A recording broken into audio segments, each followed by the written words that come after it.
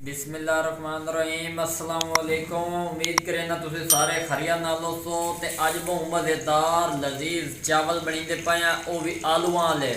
तो जिन्ना साडे चैनल को लाइक फॉलो शेयर नहीं किया जल्दी नाल कर दियो, ताकि जो मज़ेदार वीडियो तुहाडे तक पहुँचदियां रहन। घ्यो साडा गर्म हो गया, विच 4 प्याज पैंदे पे। बिस्मिल्लाहिर्रहमानिर्रहीम। प्याज़ों को असीं बरीक बरीक कर लिया। इन्हों असी घ्यो के अच्छी तरह भुन लेने। भुनी ला के ना वत असी जड़ियाँ जड़ियाँ चीज़ा पैसूँ तो नाल नाल विखाई जासूँ। साडे चैनल को फॉलो करना ना भूलिया है, ताकि जो चटपटी वीडियो तुहाडे तक पहुँचदियां रहन। तो इंशाअल्लाह भुन के तो फिर तुहाडे नाल मुलाकात होंदी है। माशाअल्लाह जी, है वेखो साडे वसल जड़े ना भुज गए ने, बहुत सोहनी खुशबू इनकी आती पई है। आ चेक करो। तो हुण असीं इहदे विच पैंदे पे 4 टमाटर, 4 मर्चां, थोम ते अदरक का पेस्ट। वेखो कितना सारा जाऊँगा, ये सिर्फ आलू चावलों का। बिस्मिल्लाहिर्रहमानिर्रहीम। माशाअल्लाह जी, इनू असीं अच्छी तरह मिक्स कर लेने। तो हुण असीं इहदे विच पैसों मिसाले मिसाला जात जिहड़े ज़रूरत दे ने। 1 चम्मच खुश्क धनिया तो साबुत धनिया मिक्स, आधा चम्मच गरम मसाले का पाउडर, आधा चम्मच लाल मिर्च का पाउडर, आधा चम्मच नमक का, उस तो बाद आधा चम्मच असी पैसू हल्दी, थोड़ा जिहा विच असी पा देसूँ थोड़ा जिहा कौरमे का मसाला ही पा दिता, ताकि जायका तुहानूं बेहतर दे सकूँ। तो इन्हों हुण असीं मिक्स कर लेने विच।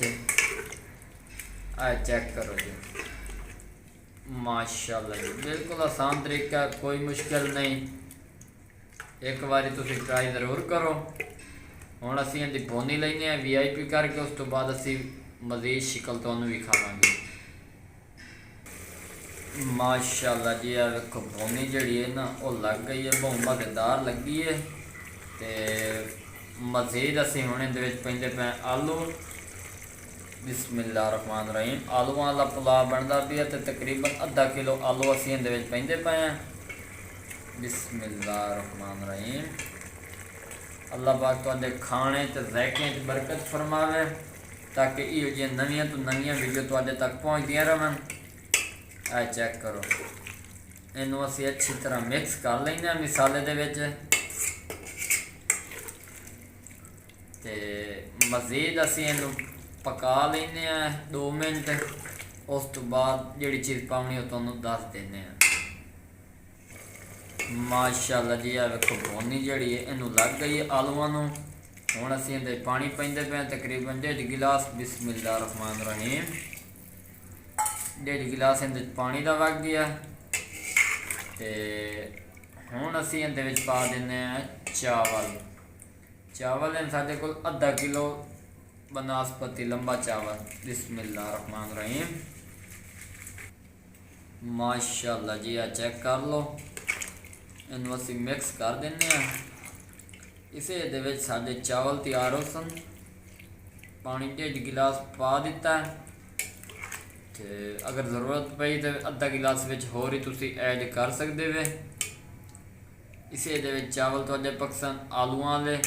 चैनल को लाइक फॉलो शेयर ज़रूर कर दियो, ताकि इहो जी यूनीक तो मज़ेदार चटपटी वीडियो तुहाडे तक पहुँचदियां रहन। कोई देर बाद मज़ीद विज़िट करावांगे।